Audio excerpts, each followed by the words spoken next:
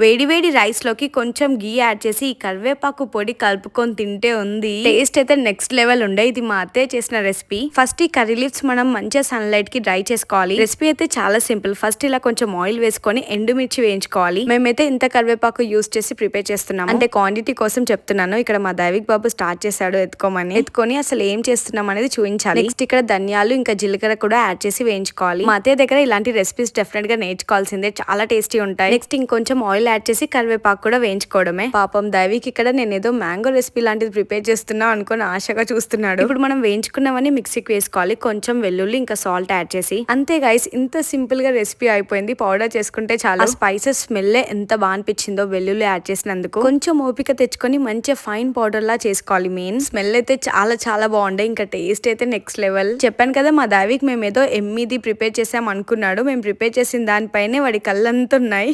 కానీ ఈ పౌడర్ పిల్లలకి చాలా మంచిది బ్రెయిన్ డెవలప్మెంట్ కి. కర్రీ లీవ్స్ వల్ల మనకి మెమరీ పవర్ పెరుగుతుంది, బ్యాడ్ కొలెస్ట్రాల్ తగ్గుతుంది. ఈ రైనీ సీజన్ కి వేడి వేడి అన్నం గీ యాడ్ చేసి ఈ కరివేపాకు పొడి వేసుకొని తింటే టేస్ట్ అదుర్సుంటది. డేకి అట్లీస్ట్ 1 స్పూన్ అయినా పిల్లలకి పెట్టేలా ట్రై చేయండి. ఇడ్లీ, దోశ అలా వాటిలో. ఎవరికైనా ఈ రెసిపీ తెలియని వాళ్ళు ఉంటే సింపుల్ రెసిపీ డెఫినెట్ గా మీరు కూడా ట్రై చేయండి. ప్లేట్ లో మిగిలిపోయిన పొడి కోసం థింక్ చేయకండి. రైస్ పెట్టుకొని అది కూడా ఫినిష్ చేసా.